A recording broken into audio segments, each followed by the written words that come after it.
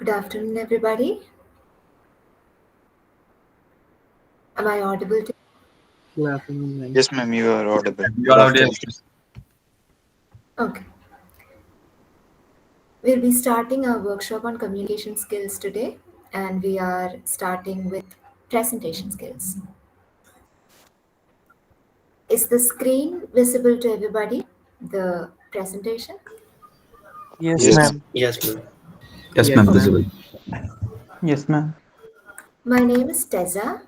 I'll be handling or facilitating this session for you, and we will be seeing how is it that we can make an effective presentation. This is not in the context of public speaking per se.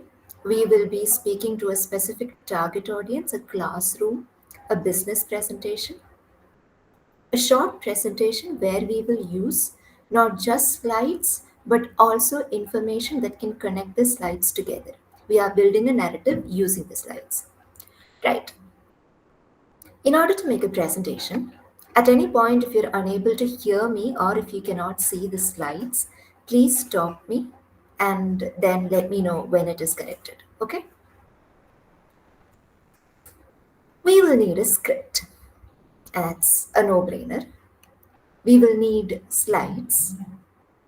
But what actually makes a presentation is neither the script nor the slides. Rather, it is your delivery. You cannot expect a PowerPoint to make a presentation for you. You make the presentation using a PowerPoint. This is why there is some element of skill or communication involved in making a presentation. Broadly, a good presentation will have three elements. It will have a message, it will have slides or visuals, and it will have an effective delivery, which is something that you do. Now, what is the message of your presentation? When I am making this presentation in front of you, I have a specific message or a specific goal in my mind. And that specific goal is to ensure that all the pointers which I have in my mind and on my slides reach you, reach my audience, such that at a later point in time when you want to make a presentation, you will be able to recollect some amount of it, if not all of it, and use it to your advantage. This is my goal. So, whatever message I'm trying to deliver through this presentation caters to this goal. And it is with the message or the goal in mind that we should draft our script for the presentation. When drafting a script, the primary element or the most decisive factor will always be how much of research you've put into it. And research here simply means work. How much have you read up about it? Ma'am, can I ask a question? Yes, of course. Well, I know your name. Ishan Banerjee. Okay, ask. So, I know it, ma'am, right? the question, yes, ma'am. Am I audible, ma'am? You are audible, but you could be a little louder. Okay. Just 1 second, ma'am. So, my question is that when you're saying that we have to make a script, then how, let's say that we are presenting in front of a group of people, right? And then you have said to make a script. So, like, should we like talk? Should we like And what kind of script should we write? Should it be like completely like a speech type of script, or should we like kind of like just look at the script and read the entire script, or like also like talk with the human beings and things like that? If I'm like not, It's a very uh, relevant question, also a very interesting question. And I feel like you already know the answer to this. It should not be something that you are reading off of a script. It should most definitely be you speaking to human beings, the way you put it. Okay? Now, the only way you can present anything in front of anybody, or the only way you can connect to somebody when you are making a presentation, is if you address them as human beings, not if you read out a script to them. Now, The relevance of a script in the case of a presentation is to not have a notepad from which you can read. Okay? The relevance of a script is to be able to control the direction of your presentation. You know how you're going to start, you know how you're going to proceed, and you have also, in some sense, anticipated the kind of questions or the kind of feedback that you might receive from your audience. Scripting a presentation, therefore, involves dealing with a lot of exigencies or being prepared to deal with a lot of exigencies. You are not drafting a script so as to read off of it. You are only drafting a script to enable yourself to handle the communication of that message all the more better. Does that answer your question? Yes, ma'am, I understood. Okay.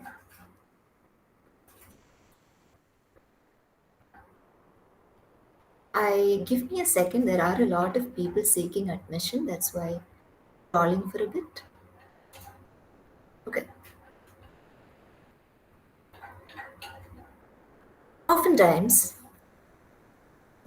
no, it's very rarely in life that we work truly alone. Most often, we work in a group, and especially if you are working in a company, you are not working to reach an individual goal. The goals that you have, just a second, more people seeking admission, are always group goals. So you discuss with your group. You might be the one to make a presentation, but you brainstorm or discuss with others. Okay? Then you form a mind map. A mind map, just as it sounds, is a kind of layout. You lay out the body of the presentation. You structure the message in your mind. You find a way in which the visuals connect with the message and vice versa. The message connects with the visual. And then you form an outline. How are you going to open your presentation? What will be the body of your presentation? And how will you conclude it? This is the process of drafting. And drafting always involves editing. How do you edit a draft? There'll be a great deal of information at your disposal once you've prepared a draft. You organize that information on the basis of how critical that information is to your presentation, how essential that information is to your presentation, or how desirable that information is to your presentation. These are called parameters of criticality. Now, you cannot omit a piece of information that is critical to your message. This is why they are called parameters of criticality.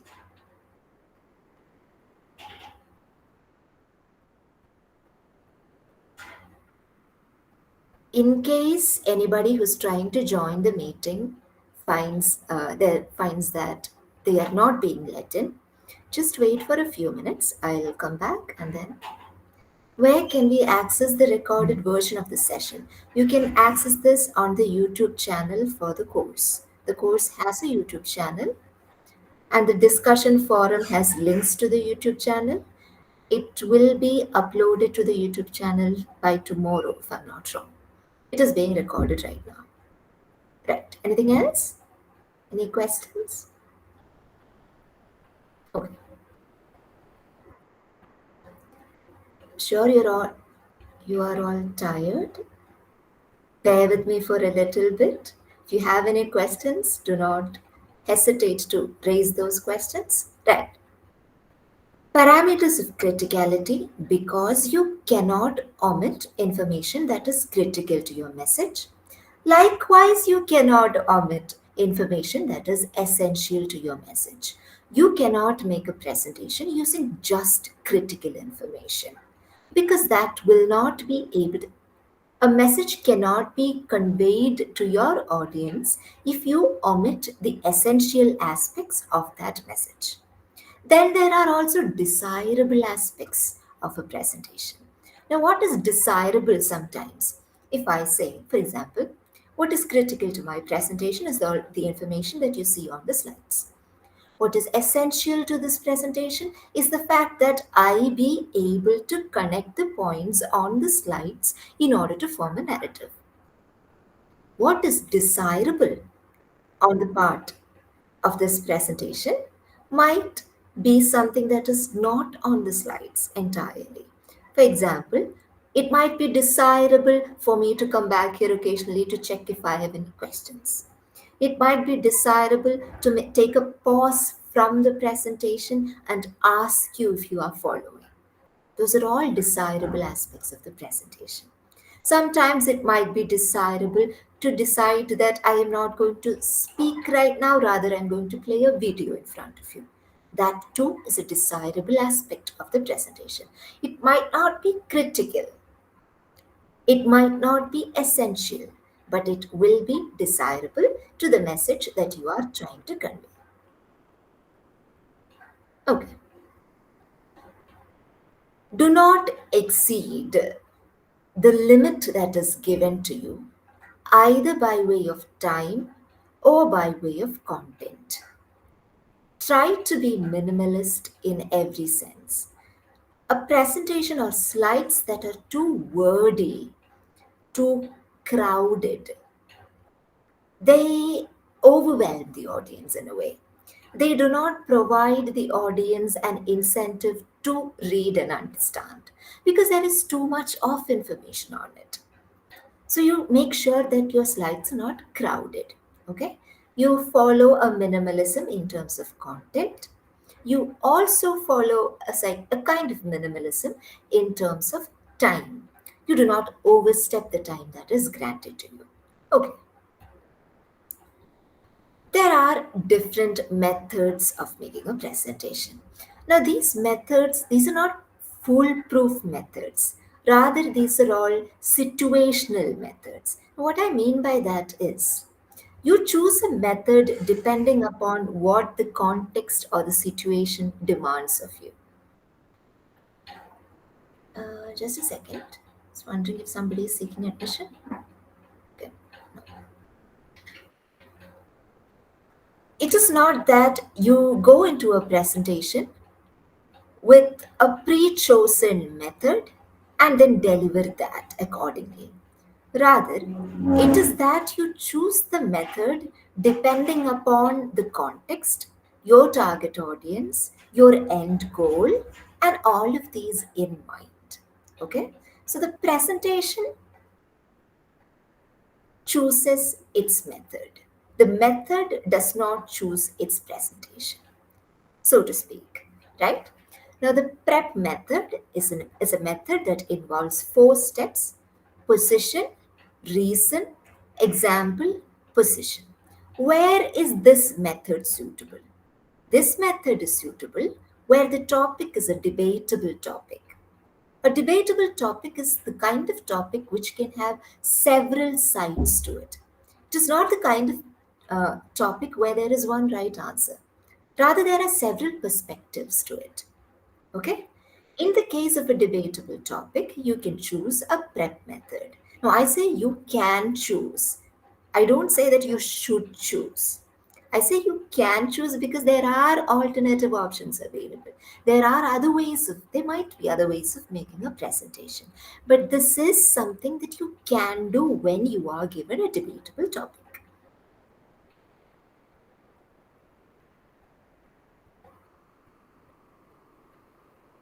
Okay.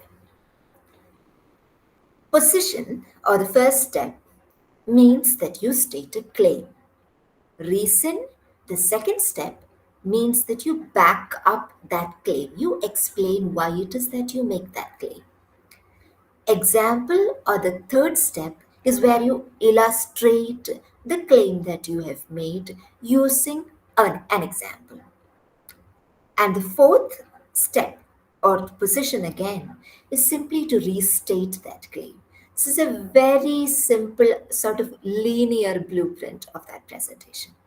You make a claim, you tell your audience why it is that you're making a claim, You provide an example and then you end or conclude by restating your original claim. Okay?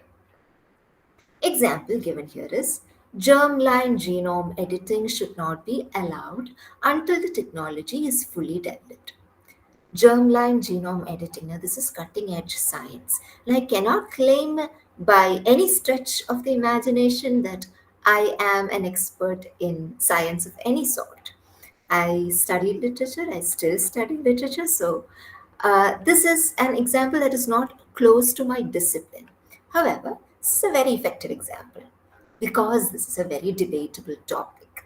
There is no one right answer here, there are multiple perspectives here. Is it all right to edit human germ cells in order to produce inheritable characteristics in newborn babies? That is a question here. And the claim that is made in this argument is that it should not be allowed until the technology is fully developed. Why would somebody make this claim? Now, that is the first step. You make a claim. The second step is to back up your claim. Third step to give an example. And fourth step to conclude by restating a claim. The first step has been done. You have made a claim. I'll come back to this slide. The second step. Why is it that you make this claim? I want you to read the second point here, that is reason. At this nascent stage of development of the CRISPR tool, what is nascent? Nascent. What is Starting, the rather starting. starting? Yes, not yet fully developed. Nascent stage of development is not yet fully developed. Nascent stage of development of the CRISPR tool. CRISPR tool is the tool used for genome editing, or rather the technology used there. There are all too real risks of off-target effects that may destabilize generations to come. You cannot fully predict the effects of germline genome editing since the technology is not yet fully developed. What if this causes adverse effects on the generations that are to come? That is the question. This is why the speaker makes the claim that it should not be allowed until the technology is fully developed. Now, we are moving on to an illustration, an example. For instance, Chinese scientist He Jiankui's experimental and highly controversial editing of the germline genes of two babies failed in that the editing was not completed fully. We do not yet know how this incomplete procedure will affect these children in the years to come. Now, we have an instance of germline genome editing, but we still do not know what the effects of that incomplete procedure is going to be in the lives of those children. Okay? That is the risk here. Then you restate your position clearly. Now, as I have illustrated using the example, it is a very risky move to edit genes that can be passed on to human generations, and it should not be encouraged. Is this a kind of statement which is thwarting the development of science? No. It is just saying we need more trial and error. We need to ensure that technology is fully developed before we attempt human germline genome editing. Okay? You restate your position and that becomes your conclusion in the PrEP method. Now we move one slide back. The reason we have this slide is because this is essentially a process of communication. You think PrEP and that is not done. To make a position, to state your position, to give example, you need to use language in a certain manner. Otherwise, you will not be conveying your ideas to your audience. In order to state a claim or to state your perspective on that very debatable issue, you can use expressions such as I think, I believe. What does this what does this imply? You imply that you are making a subjective claim. This is not a standpoint that is adopted by everybody. But you are adopting this standpoint and you have your reasons to adopt this standpoint. That is what such expressions indicate to your audience. In order to reason, in order to substantiate your claim, because I make this stand. I take this stand because such and such are my reasons. The primary reason for my claim is firstly. Now, this firstly is also something that needs to be borne in mind because you are indicating that there is more than one reason. Firstly, if you start with firstly, automatically it implies that there is at least one more reason to be given there. So there is a secondly. Firstly anticipates a secondly. Okay? Now you do that if and only if you wish to list out your reasons one by one. I have noticed that amongst technology students or people from a science background, this is the most opted for method. There is a certain degree of preference for a listing out of methods. Now, if you plan to list out your listing out reasons, sorry, not methods. If you plan to list out your reasons, then you can use an expression such as firstly, secondly, etc. Right? In order to provide an example, you can use expressions like, for instance, as in the case of, that is another way to start an example.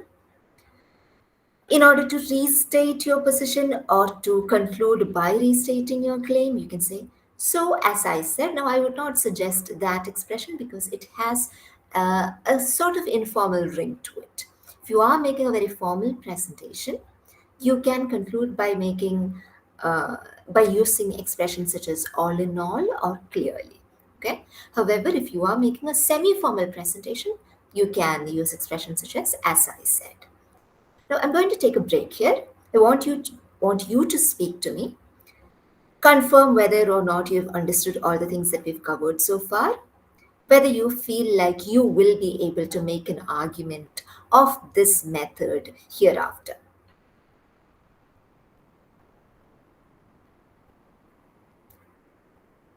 Have you understood it? Are you following? Okay. Yes, ma'am. Yes, ma'am. How Yes. about you take 2 minutes to choose any topic of your preference and give me a prep method style presentation. Just a short presentation. Take 2 minutes to yourselves. Any topic of your preference. Ideally, it should be a debatable topic with multiple perspectives on it. And give me a prep method analysis of it. Okay? Either Okay. you can Yes. volunteer or I can call out names. Just try to do this.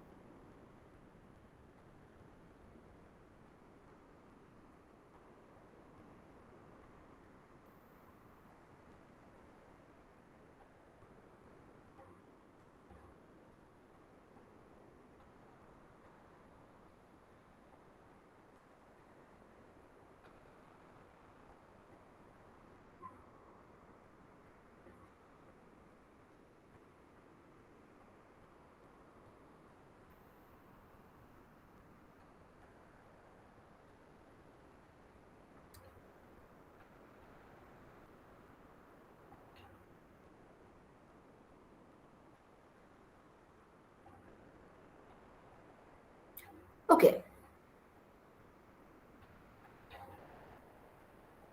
Suhani, are you here? Can you try giving me a short presentation? I'm calling out names at random, by the way. Yes, ma'am.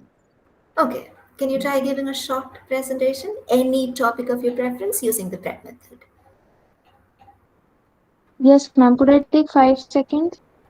Just 5 seconds. Yes, go on. Go on, go on. Take your time.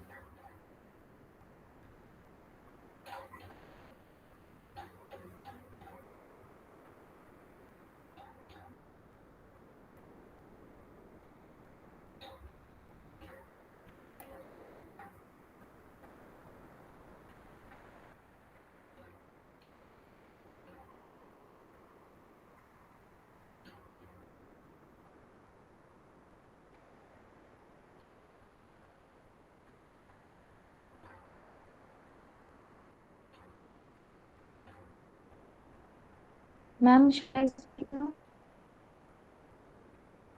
Yes, go on. Okay, ma'am. Ma'am, this is a controversial topic actually, and I've already spoken about this topic in a debate. So, and I was given against the motion. So, but so this does not Okay, represent my actual view.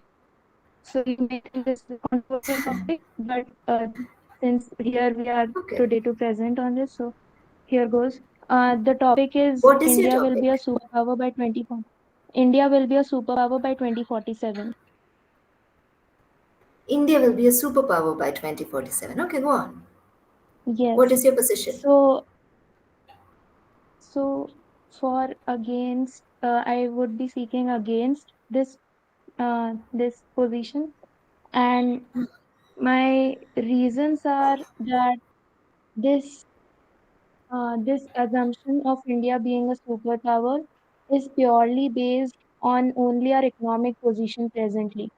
But Okay, that by 2047 we will be having we it is assumed, it is predicted that we'll be having a $30 trillion economy, but that's a very far off assumption because it took us 58 years to become a $1 trillion economy, and now we are expecting a $30 trillion economy in half of those many years. And okay, along with economy, we also need to consider, I think, human capital, cultural inclusivity, and diplomacy or soft power, which we have not been considering presently.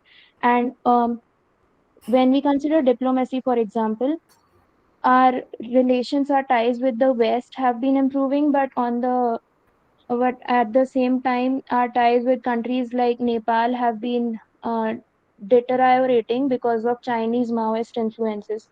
So I okay, think this assumption of India being a superpower by 2047 simply based on economy is not true. Also because the cultural inclusivity has also, we've been having a lot of internal problems regarding culture and religion within the country, and also a major part of this assumption is based on our population, our extremely growing population.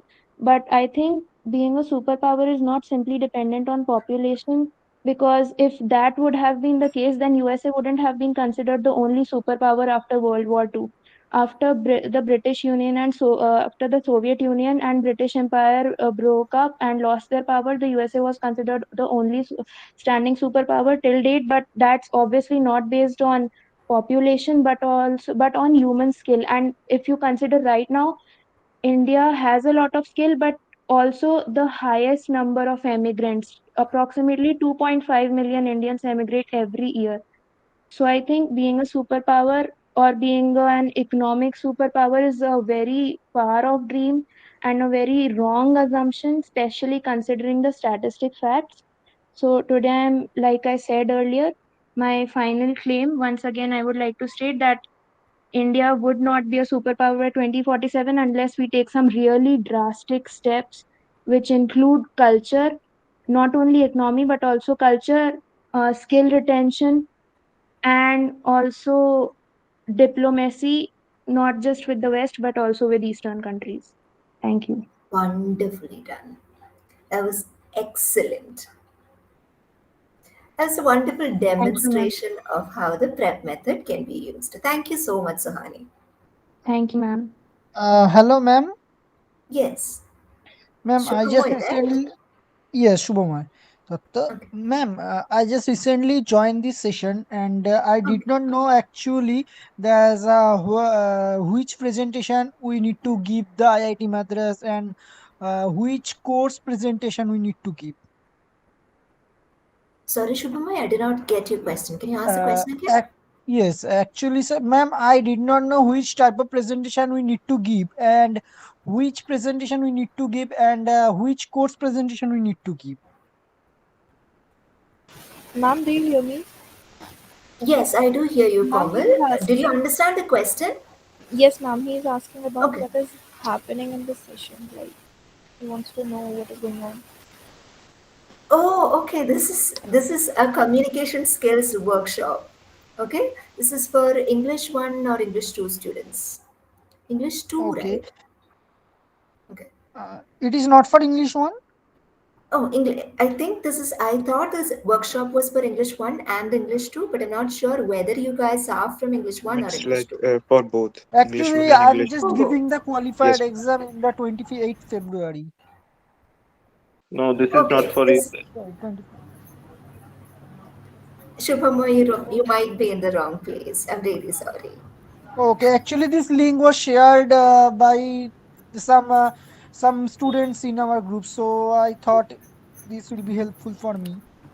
I have no objection to your staying in the presentation, but yeah, this is for English 1 and It English is 2 not part students. for my course right now. Okay. Okay, ma'am. Thank you. All right then. Sorry to interrupt. Sorry to Yeah. interrupt. Again, this is Saraswati. Okay, sir. Um, I have also taken my qualifier exam on 25th February, and also I got a mail stating that this presentation is going to happen. Is it right for me to take this one, or can I take in the next term?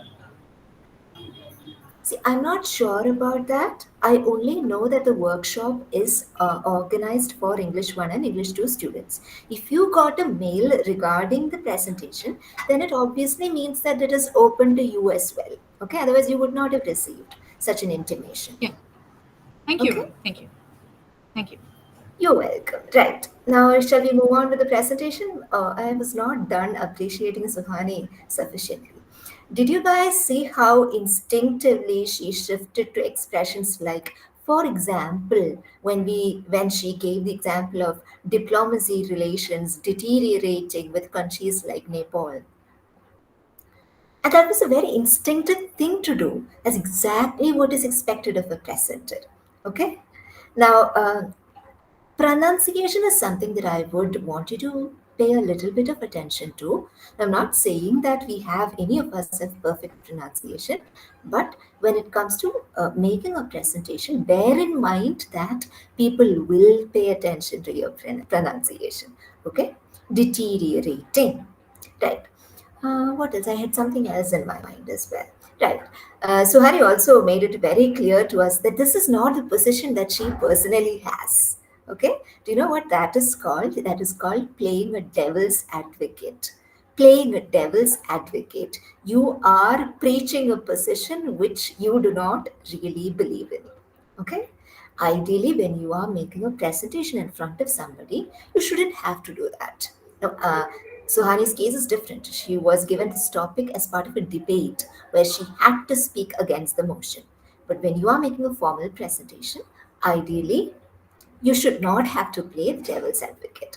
Right. Thank you very much, Suhani, for the demonstration. Now we'll be moving on to the next method, which is the past, present, future method. The prep method was for debatable topics. The past, present, future method is when you want to be informative and when you want to use that information to make a prediction. Prediction obviously is something that concerning things that will come later. Okay. Information, on the other hand, concerns everything that has happened so far, is happening right now. A presentation that is information heavy can be very challenging from the perspective of a presenter, because you have to convey that information in such a way as to not make it overwhelming for the audience, right? So when you give an information heavy presentation, this method can be helpful for you so as to organize your thoughts and strategize your argument. In making a past, present, future method, you follow a chronological order of events as well as facts. When you convey events in this method, it is almost as if you are building a story out of it, a narrative out of it. This happened, which led to this happening, which caused this to happen. Such kind of a narrative will be automatically built when you follow a chronological order. An example that is given here is an end of the year update on a project. So, this is obviously the setting of a business presentation. And your objective is not just to convey a great deal of information, but to also make a prediction based off of these information. Last year, we initiated a fast track plan. We sped up the company's development efforts and rapidly increased market lines by introducing one product into the market per month. Now, what is this company's fast track plan? It is a plan whereby they introduce one product into the market every month. We have been able to meet this monthly goal over the past 11 months consistently. Now, all of this is information. That is something that I want you to pay attention to. The quality of products, too, I am happy to note, is better than before, and we are receiving good feedback from our customers. Look at the narrative that is being built up around this particular project. Okay. The only area that needs improvement is in recruitment and employee training, as we are unable to train them fast enough to join the fast track plan department. We are not able to train our personnel as fast as we are able to release products into the market. Now they are essentially saying we are very good at making product, we are not that good at making workers. So you need to give them training, you need to make them ready to so as to be inducted into the plan. We're not very good at that yet. I am happy to announce that we will continue with the fast plan next financial year. Recruitment faster and more effectively through more thoughtful outsourcing. Okay, so what is their solution to not being able to train their workers fast enough? Their solution is to outsource some amount of the labor involved so that it will be done by trained professionals but not necessarily from within their establishment. Is that clear now? Right. Before we move on to the next method, I want you to identify, not make an entire presentation, because it is very difficult to make this kind of a presentation at such short notice, because you need a great deal of information so as to make this presentation, right? But identify any one or two instances where you can make a past, present, future method.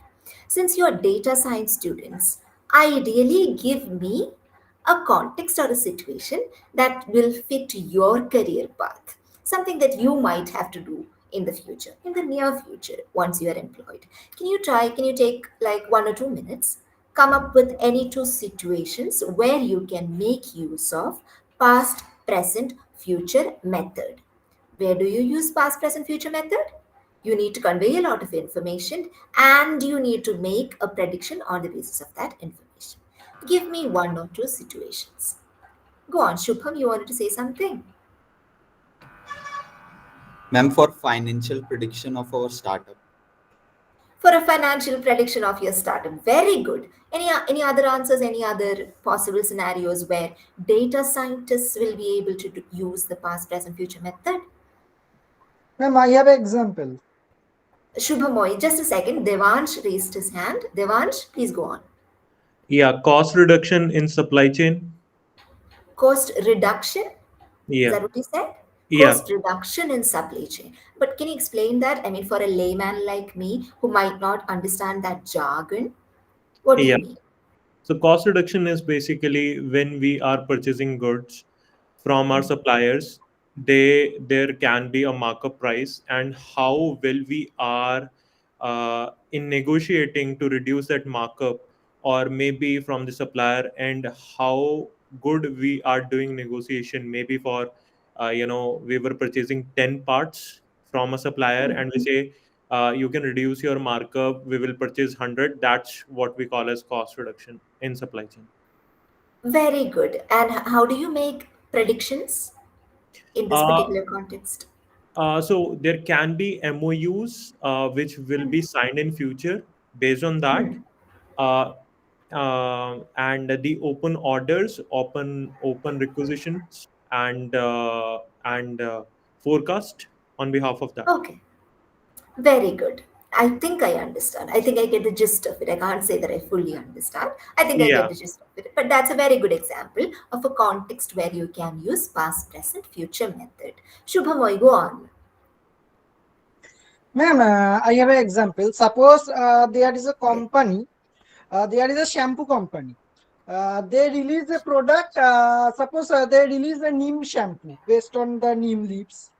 And if my company wants to make a shampoo like that company, then we can collect the data from that company, how the product is selling on the market, how the what is the cost of the product, and then I can calculate for my company that no, this will be the cost of this product, and this formula we can use, so the product of our company will be more effective than that product.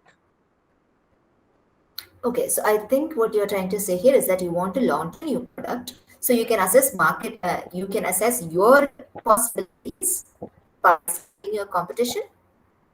Yes. Okay, very good. That's also a very good example where you can use past, present, future method. Okay, Mohammed Kazmi, would you like to Yeah, say ma'am. something? Okay. Yes, ma'am. I was just thinking, how about collecting information regarding uh, fighting world hunger, right? So we have the past wherein Fighting we have, world hunger. right. So we have the Right. past data wherein we know that there has been so much of hunger in the world and divided by countries and nations like African nations where most of the hunger, where most of the poor third world countries are, right? And then Southeast Asia is another, right? So we can collect that information, and then how these countries have emerged over this over the past decades, right? That is up to the present, and then predict on their progress how they would fight hunger in the future, right? So in all that will affect the overall world hunger, right? I understand what you are trying to get at. So, my only input here would be that when you do this with specific reference to something that you want to do. Like, for example, Right. in all the examples that the students gave until now, they all had a specific plan in mind, right? Right. Right. To fight something like world hunger, again, you would need to have a specific plan in mind. So, you collect that information Mhm. so as to be able to put into action this plan that you have. But your example is very valid. The situation is very valid. Okay. Thanks. All right. Let's move on. I have something like 12 minutes. I would like to move on. We will continue whatever is not covered today in tomorrow's session, but we will also go on to see the next method, which is the problem cause solution method. I'm sorry, I forgot to thank all of you who gave me examples of situations. Thank you, everybody, for coming up with such good examples of contexts where you can use the past, present, future formula. Okay, right. Kiran, you wanted to say something or ask something? Yeah, ma'am. Shall I give another example for this? Yes, go on, go on. If you have another example, let me not stop you. Right. Go on, Kiran. Ma'am, we can improve our Indian education system. That we can bring back our glory of our Gurukul Indian education system. Um, we can collect our data from all those texts, and we have to remember all our cultures, our Vedas, all those texts that were um, burned out due to foreigners. They just destroyed our Vedas, our scriptures, cultures, and all. Nalanda University was destroyed by them. Even today, its glory, its greatness is well known to Okay, all can of I us. stop you for a And, second, Kiran? yeah, we can Remember improve our the education method, system. Yeah, our method is past, present, future. Okay. Now, as you yeah, suggested, we can most certainly take lessons from the past, but do not focus entirely on on the past. Okay. When you consider yeah. We education in can. the past, also consider education in the present, and then give suggestions to how it can be improved in the future.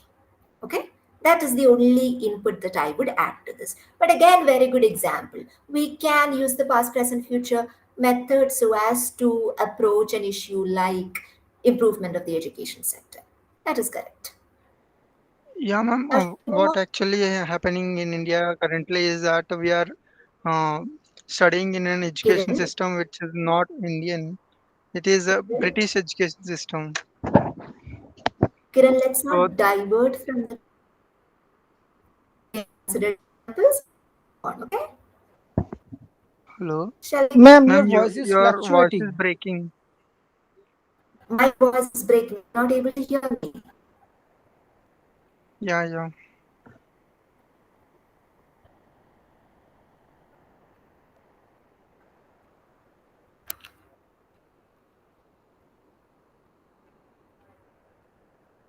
Hello, is that better now?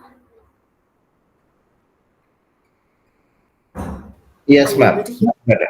Much better. Okay, right. Let's move on then. We the like pointed out It's still breaking. Ma'am, your voice is still breaking.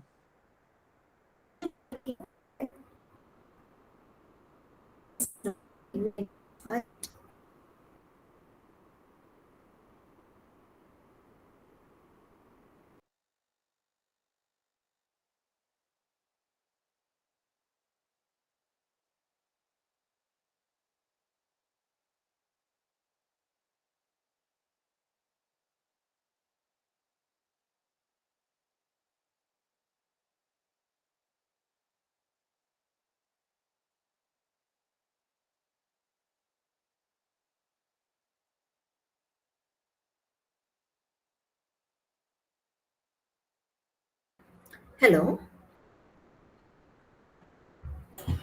Yes, ma'am. is this audible now? Yeah. Yes, ma'am. I'll try to Yes, keep ma'am, the audible. video off so that the audio works fine. I hope that's all right with you. I am still here. You can continue to interact with me. I just do not want further interruptions. That is all. Okay? Yeah. Okay, ma'am. Another method Ma'am, that is this yes, video is live telecast on the YouTube? it is being recorded. It will be uploaded to YouTube. Yes. Okay, okay, ma'am. The problem cause solution methods. So far, we have encountered two methods. The first method was anybody?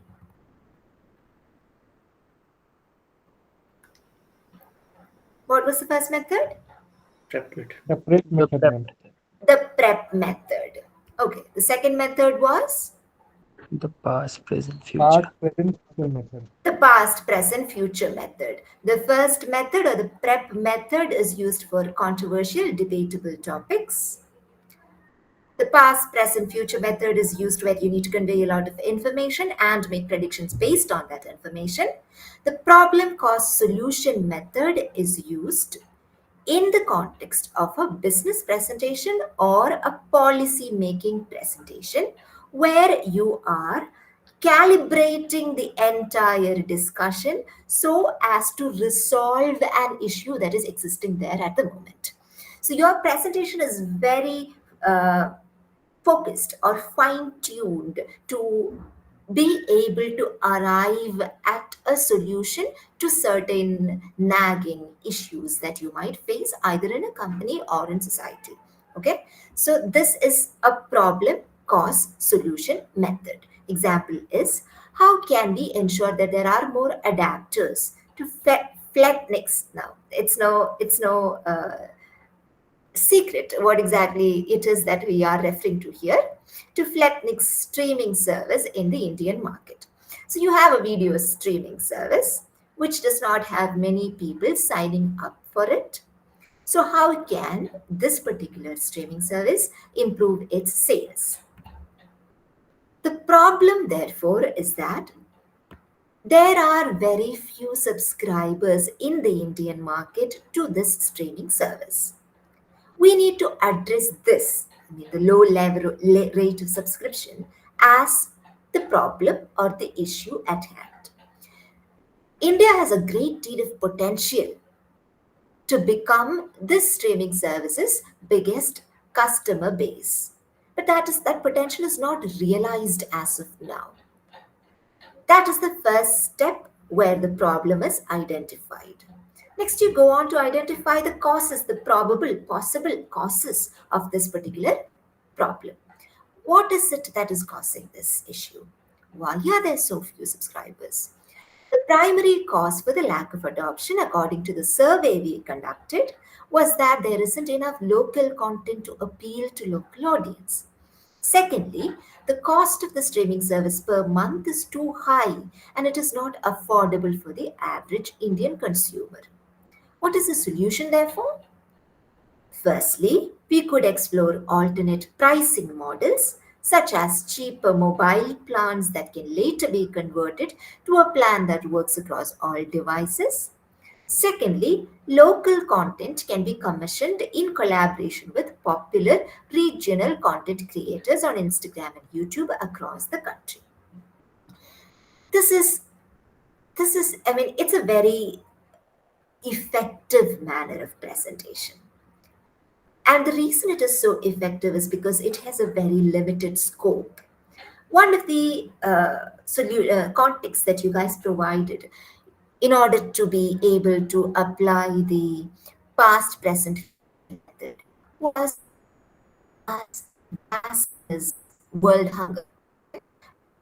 A very limited. Ma'am, your voice It is an extreme. It's again breaking up. In between it is breaking. In between it is breaking, else it is fine. Now it is fine. Are you able to follow what Yeah, I yeah. said? Or do you want me to repeat anything? repeat it. What you have told 2 minutes before, please repeat it because at that time voice was breaking. Okay. What was the last thing that you heard? Can you just tell that, Harsh? Harsh? Yeah, we heard world hunger last. Oh, heard. One Again is lagging. apply past, present, future method is in the context of a topic that is as vast as world hunger. That is not a very limited topic. Whereas in the case of the problem cause solution method, you do not have a very vast topic to deal with. You have a very pinpointed, specific issue for which you are trying to find a solution.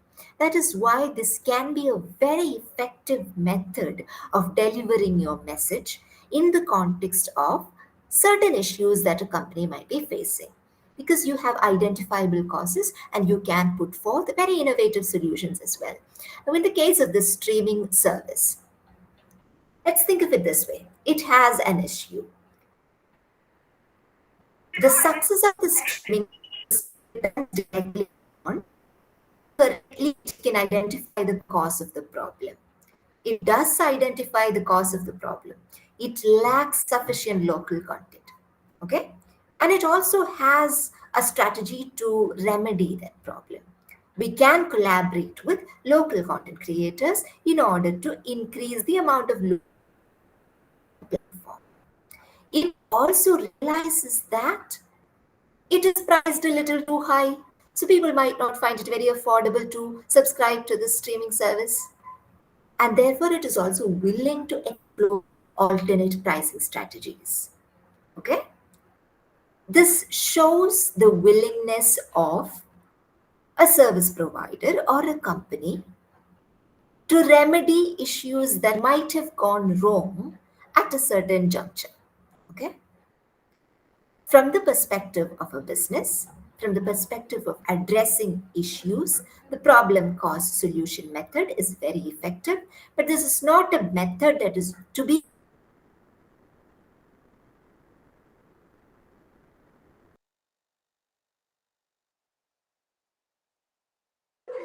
Ma'am, you are not audible. Yes. Yes, ma'am. Yes, ma'am.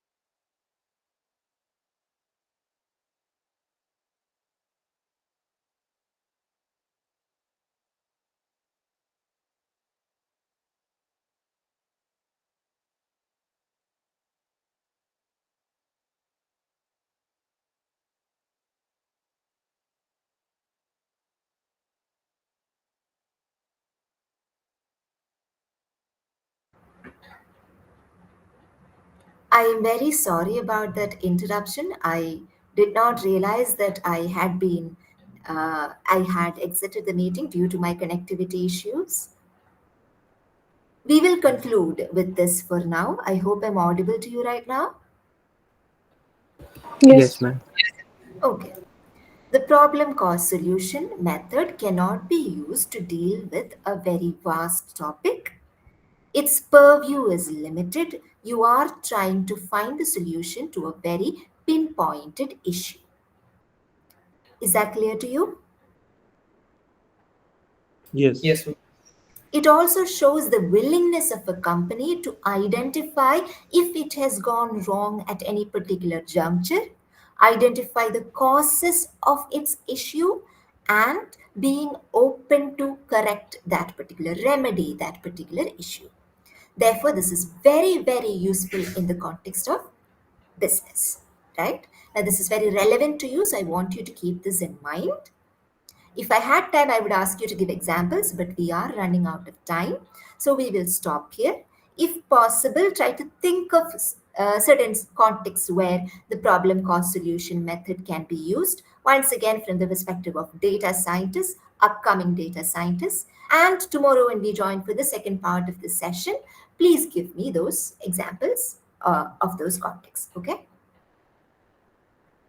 Okay. Okay. Devansh, Thank you. you have a question? Thank you, Harsh. Devansh, you had a question? Yeah, just before we drop off from the meeting, would these slides will be available to us or the people joined here? The slides will be made available to you, yes. Okay, thank you. You're welcome. You can also see the recording on the YouTube channel. Yes, Chandra Reddy. Yalla Ashish Chandra. Ma'am, Sir. I can. Where can I get the recording and the slides? You can find the recording on the YouTube channel. It will be uploaded, I think, by tomorrow. About when the slides will be given to you, I am not sure about that. I will confirm that with the coordinators and then I'll get back to you tomorrow. Will that work? Okay, ma'am. Tomorrow, how, Okay. ma'am? Tomorrow? Sorry? How we will get, ma'am, slides? That is what I will confirm with the coordinators and get back to you. Tomorrow we have the continuation of this session once again from 5 to 6. If you could please join that session, I will tell you what I know. Okay, ma'am. Clear? Yes, ma'am. Thank you everybody for joining the session. I hope this was informative for you. I'm sorry for having kept you for 4 extra minutes. Go on, have a pleasant evening ahead and I hope you'll join me tomorrow as well. Thank you. Thank you. Thank you, ma'am. Thank you, ma'am. Thank you. Bye-bye. Thank you, ma'am. Thank you, ma'am.